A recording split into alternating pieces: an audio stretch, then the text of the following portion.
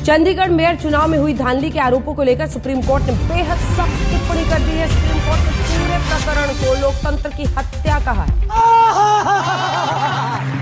आप मेरे जमीर को चोट पहुंचा रहे हैं। तो भैया देखा, जुमला पार्टी वाले ने जो चलता फिरता ईवीएम तैयार किया था, सुप्रीम कोर्ट ने उसकी पोल खोल दी। लल्लन भैया, यही सुनकर तो जुमला पार्टी वाले टेंशन में है, क्योंकि बेचारे ने कायदे से करवाई थी बेईमानी और अब ढूंढ रहे होंगे चुल्लू भर पानी।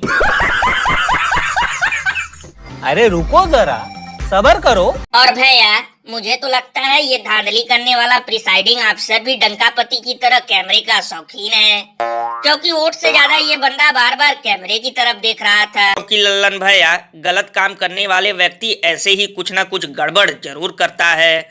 वैसे अब देखना, सुधीर तिवारी अपने शो में सीसीटीवी कैमरे का नुकसान जरूर गिनवाएगा।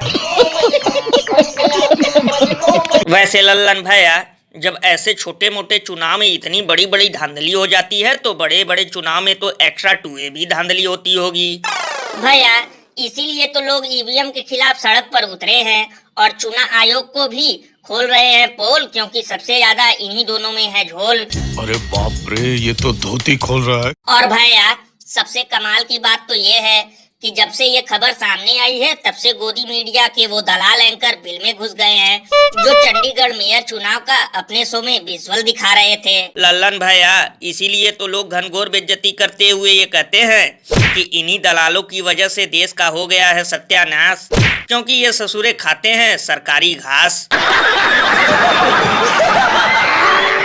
और अभी तो रुको, क्लाइमैक्स अभी बाकी है। Implementation of PM Awas Yojana Gramin continued and we are close to achieving the target of 3 crore houses.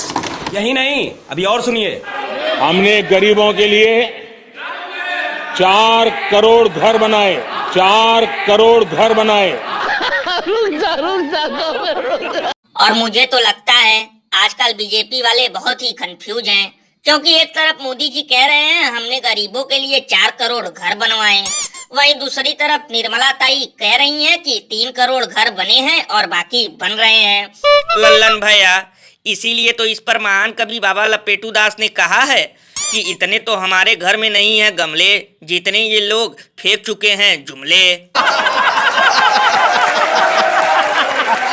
यहाँ हम लोगों के गांव में एक नाली तक नहीं बनी और उधर 3-4 करोड़ घर बनने का दावा किया जा रहा है। ये बिल्कुल सही कहा आपने, लेकिन भैया, ये भी हो सकता है कि हम लोगों के गांव के विकास के लिए पैसा आया हो, लेकिन वो पैसा नेहरू ने हड़प लिया हो।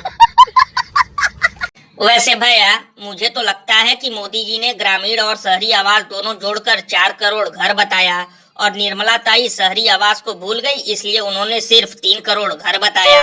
लल्लन भैया, जब ये लोग बिना बने हुए दरभंगा जैसे एम्स का प्रचार कर देते हैं, तो फिर बने हुए घर को कैसे भूल सकते हैं। और हमारे गांव में तो शौचालय तक नहीं बना, इसलिए हम लोग खेत में हकते हैं।